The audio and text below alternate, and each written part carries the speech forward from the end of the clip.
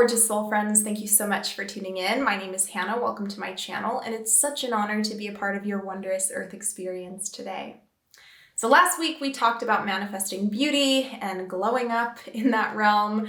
This week we're going to talk about glowing up your bank account and manifesting money. So this video is going to be heavily based on the book The Science of Getting Rich by Wallace Wattles. Great book. 10 out of 10 recommend. I will be referencing that book a lot in this video because there's just so much knowledge within it that can be applied to our creation experience. So before I talk about how to manifest money, I first want to get out of the way a lot of beliefs of limitation that present themselves on this path. Too often, I see this kind of egoism and arrogance around the humble mindset. A lot of people are shamed out of seeking material wealth or abundance because this particular subgroup of people pushes this narrative that they're somehow better for not caring about that stuff or not caring about material stuff. There's no merit in having less. There's no merit in limiting yourself due to other people's lack of privilege, okay? There's no merit in being humble. Like, I'm just gonna be real, okay? If you are caught in that mindset, you need to rid yourself of that as quick as possible because it will limit you more than it will benefit you. Obviously, you can be a good person without getting caught in the humble mindset. They're two completely different things. The humble mindset is a trap. You really do have to throw that out of the window. Don't allow others to project their shame and their feelings of powerlessness and limitation onto you, okay?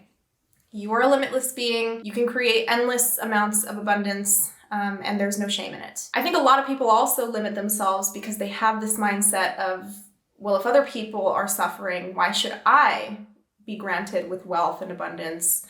Again, there's no merit in limiting yourself because other people have less. You cannot do anything to help people unless you have resources to help them.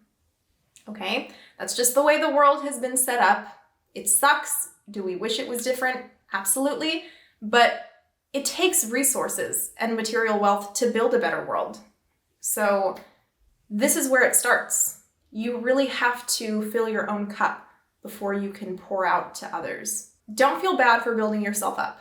There's nothing wrong with it. There's no shame in it, okay? There's no shame in wanting a comfortable and abundant life for yourself.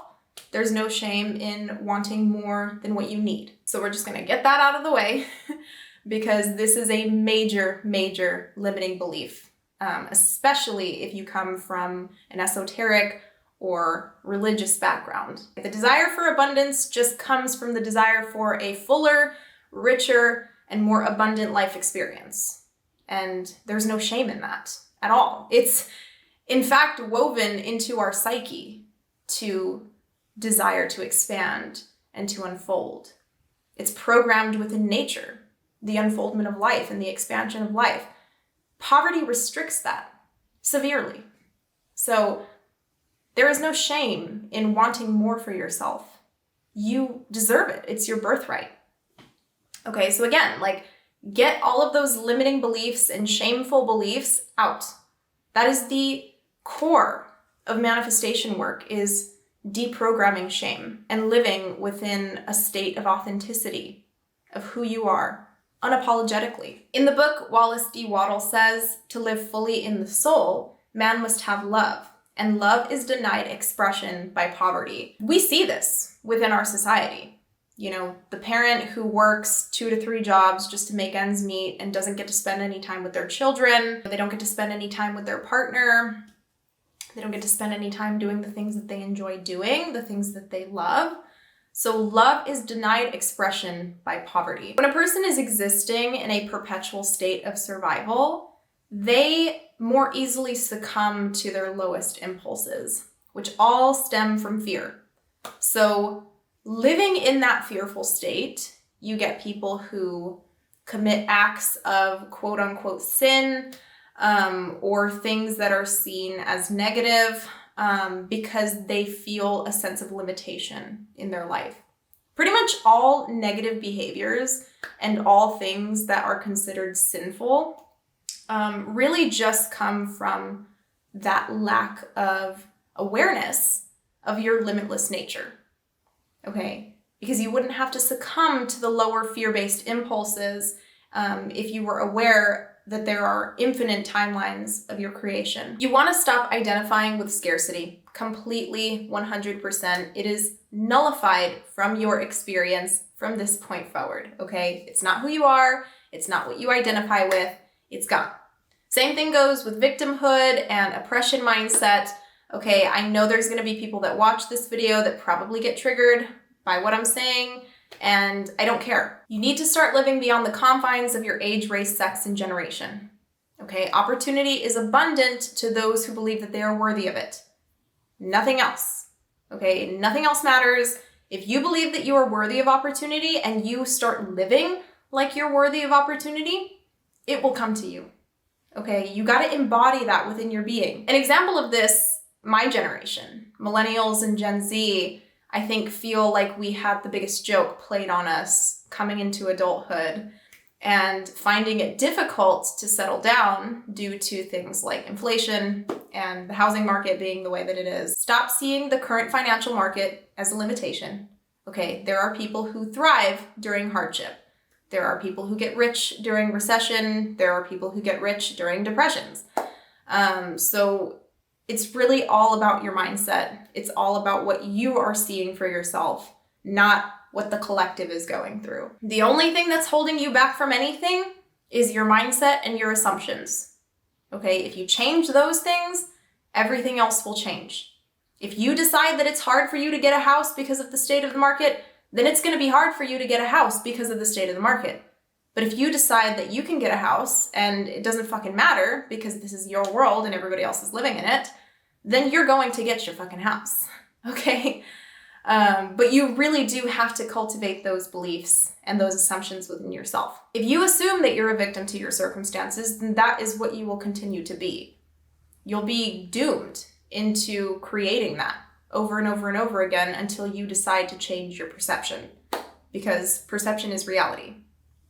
So abundance is inexhaustible. All right, there is abundance everywhere. There is tons of money in circulation all over the globe, every hour, every minute, every second of the day. So you got to get out of that scarcity mindset. You got to get out of the idea that there's not enough. You got to get out of the competition mindset. It truly is a discipline at first for a lot of people. It becomes this disciplining of the mind because many of us automatically are programmed with these certain beliefs. Victimhood, scarcity, all of that stuff.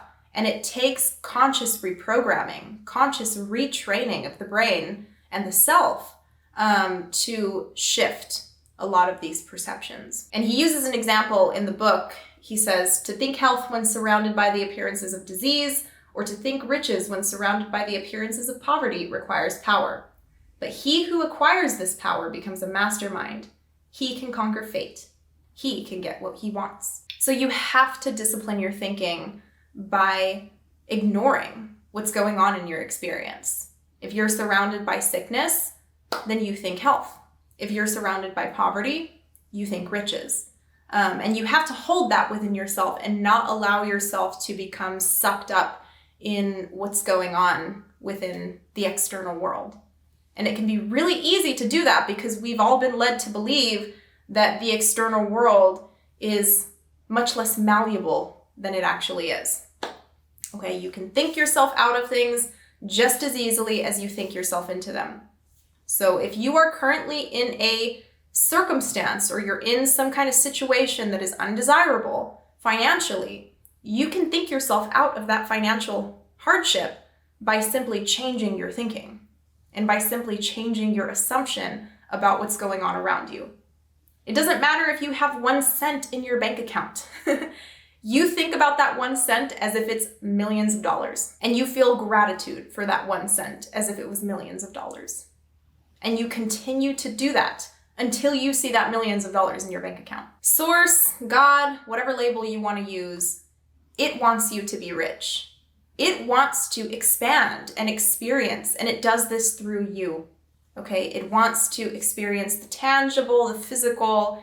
It does this through you because we are all God, fractaled down into the various filters of body and personality. Okay, it is experiencing sentience through us, and it's arguably even more eager to give you what you want than you are to even receive what you want. The only way that it can do that, though, is through you having the resources to help fulfill your wants, desires, and wishes. And there's a lot of people who say, oh, you don't need money, like you can just manifest things as they come. You can manifest the object as opposed to manifesting the money for the object or for the experience. I personally find that to be exhausting, okay? I would rather manifest a full bank account and be able to afford what I want when the want comes up, as opposed to having to go the extra mile and manifest every single time I have a desire, or every single time I have a want for something. But that's just me personally. I think it's just easier to just manifest a bank account full of abundance. And then manifestation becomes easier. You know what I mean? Because that's really what manifestation is. You could say that the monetary system is the physical materialization of manifestation. Because what does money do? It grants you experiences. It grants you comfort. It grants you luxury. It grants you things that you want. Physical, tangible items or experiences that you want. So, like I said, I just think it's easier to manifest abundance in the form of money and then get whatever you want when you have that money. You also have to let go of the narrative that there's some entity outside of you that's willing for you to be poor. Too often within religious circles, I see this a lot in Christianity. You hear people who say things like, oh, like it's just God's will for me to be poor. It's just God's plan for me to be poor. Yes, it is God's will, but God is interwoven within you. So you are enacting God's will through your existence. And through your creation, you are enacting God's will. Everything that you decide to allow or reject in your experience is God's will. I think that's why you see so much poverty among New Agers. And same thing goes for Christians as well. I mean, think about the Bible Belt. A perfect example. The poorest states in the nation are littered in the Bible Belt. And it's because there are all these beliefs of limitation and shame around abundance and thinking that there's some sort of entity outside of you who's willing for you to be poor, that's creating poverty. So get rid of this idea that you need to sacrifice yourself for others, because that's another belief that is propagated in religious communities. You need to make the most out of yourself, and in doing so, you can help others make the most out of themselves. That is how you truly help people. So the next tip for creating abundance in your life is to get rid of competition. Competition comes from scarcity mindset. Competition comes from survival mode. If you are living in a state of competition, you cut yourself off from your ability to create. Competition kills creation. You don't have to cheat or take advantage. You don't have to jealously long after what others have. You must never think for a moment that the supply is limited. Because again, you will be cut off from your ability to create. There is no competition. There is enough for us all to thrive. Okay? And you don't have to undercut anyone. You don't have to cheat anyone. You don't have to take advantage of anyone, because there are an infinite amount of possibilities and timelines in which your abundance can come to you. There is no need to compete for anything in a world that is limitless. All right. The next tip in creating abundance in your life, and arguably the most important tip in creating abundance in your life, is gratitude. It is the antidote for all suffering, and gratitude pulls you closer to the source that creates. The same way that competition cuts you from the source that creates, gratitude pulls you closer to it. So the more you experience gratitude in your life, the more reasons you will have for experiencing gratitude. So it becomes this exponential process of drawing in more things and experiences that bring you gratitude. And then you feel gratitude for those things, which draws in more things that bring you gratitude, because you are a magnet. So if you're putting out fear, survival, and competition, then you will magnetize things that confirm that and that perpetuate that belief. If you put out gratitude, then you will bring things in that bring you more gratitude. So the way to utilize gratitude in your creative experience is to think about your desire as if you already have it and to feel gratitude for it. To feel extremely grateful and thankful for that experience or for that thing, and to do this often. Okay, pretty much to do this anytime you think about your desire. You can't think about the desire in a way that confirms you not having it. Because what does that do? It perpetuates the reality where you don't have that experience. Anytime you think about it from a place of already having it and being grateful for it. And do this often, do this regularly, make a habit out of it. And be grateful for other things in your life too. I've also found that having a gratitude journal is beneficial because, sometimes it can be hard to keep up with the thousands of thoughts that go through our head each day. So having something like a gratitude journal can create that structure for you if you want to create a consistent habit of cultivating gratitude. So you want to create a clear picture of the experience of having your desire. Now, I know not everybody has a great visualization muscle, okay? Some people do better with things like affirmations or scripting. Scripting can be really effective for people who have a hard time visualizing. But you just want to have a knowing of what the desire is, a clear knowing of your desire. You must hold that desire in your mind as if you're steering a ship to the island in which is your desire. And the thought of your desire, the feeling of having it, the thought of having that desire is your compass, which directs you to the island of your desire. Okay? So you want to visualize it like you steering a ship. And every time you cultivate that gratitude, every time you cultivate that feeling of already having the desire and that knowing of already having the desire, you are steering towards that desire. And that thought is like the compass which guides you. So for some, this comes in the form of affirmations. I am wealthy. I am attracting abundance into my life now. I am rich. It feels good being rich. It feels good getting whatever I want. It feels good having X amount in my bank account. It feels good having the job of my dreams. I am so thankful to have the job of my dreams. All of these different affirmations that you can use to repeat to yourself over and over again a certain idea or belief around having that desire and creating a habit of repetition around that desire and impressing it upon yourself. And Wallace D. Wattles in the book talks about how there is a thinking stuff in which all things are made and in which in its original form permeates, penetrates, and fills the inner spaces of the universe. So he's basically saying that there is a fluid-like substance that makes up our universe. And anytime we think about something, we impress our thought upon this liquid-like substance. And this substance densifies our thought into material form. So the more that you provide attention to a specific thought or idea, the more it densifies and becomes real in your 3D experience. He goes on to say, man can form things in his thought, and by impressing his thoughts upon formless substance can cause the things he thinks about to be created. In order to do this, man must pass from the competitive to the creative mind. He must form a clear picture of the things that he wants and hold this picture in his thoughts with the fixed purpose to get what he wants and the unwavering faith that he does get what he wants, closing his mind to all that may tend to shake his purpose, dim his vision, or quench his faith.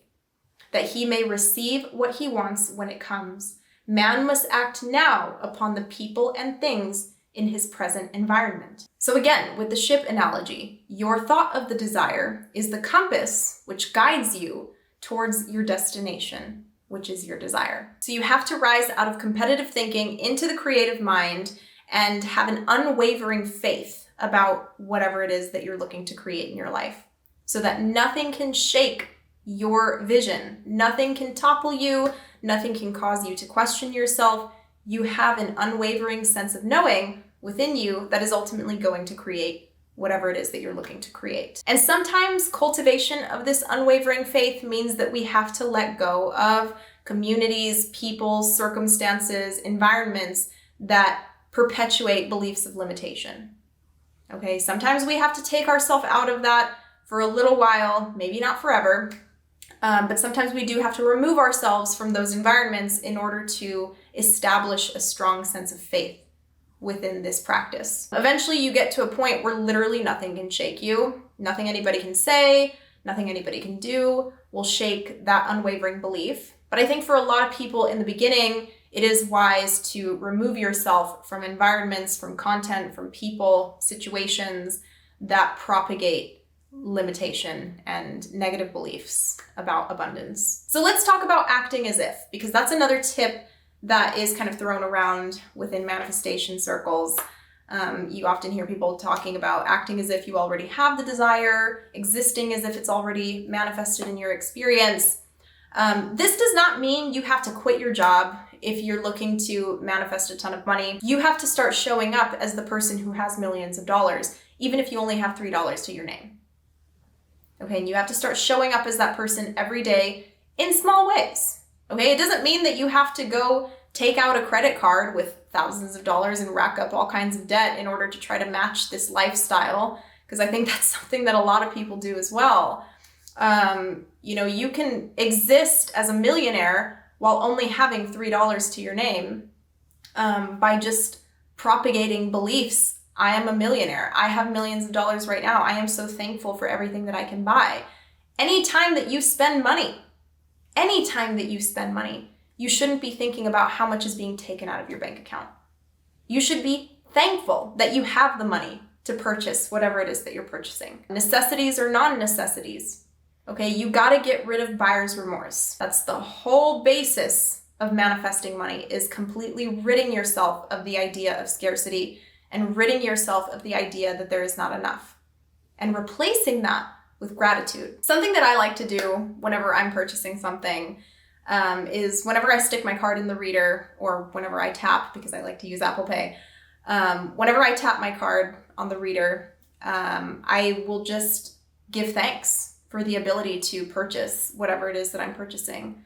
I'm not thinking about how much money is being taken out of my bank account. I'm not thinking about something that I have to pay for 2 weeks down the line. I'm always telling myself things like, I am so thankful for having more than enough to pay for whatever it is that I'm buying. I'm so thankful to enjoy this dinner that I'm purchasing. I'm so thankful to be able to enjoy these clothes that I'm purchasing. I'm so thankful to enjoy this experience that I'm purchasing. What a blessing it is to be able to have X, Y, and Z. You always want to express gratitude for even the littlest things that you're purchasing. It's that simple, guys. Manifesting money is no more difficult than manifesting anything else. The only reason that people think it's difficult is because they think it's difficult. Okay? It all comes down to your assumptions and what you are perceiving about your manifestation ability. If you think that it's hard to manifest money, then it's going to be hard to manifest money. But money is a frequency. It's an energy. It's a liquid asset, okay? It is constantly in rotation. It operates a lot like water. So the same way that there can be a flooding of water, there can be a flooding of your income, a flooding of your finances. But you have to attract that energy to yourself through your assumptions and through your beliefs. And you do that through repetition. Like I say in every single video, it all tracks back to repetition. You want to repeat a certain vision, a feeling, an I am statement, whatever works for you, and do it often, okay? And create a habit of repetition around a certain experience that you want to create. Make it normal for yourself. Make wealth a normality, okay? That is the key to attracting wealth, is to believe that wealth is normal for you, and to believe that having riches is normal for you. And you do that through visualization. You do that through affirming. You do that through being grateful and doing it often enough that it becomes a regular part of your routine. But that's the conclusion of this video, guys. Feel free to check out my book, The Big Book of Affirmations. It's on Amazon if you want to give it a look-sees.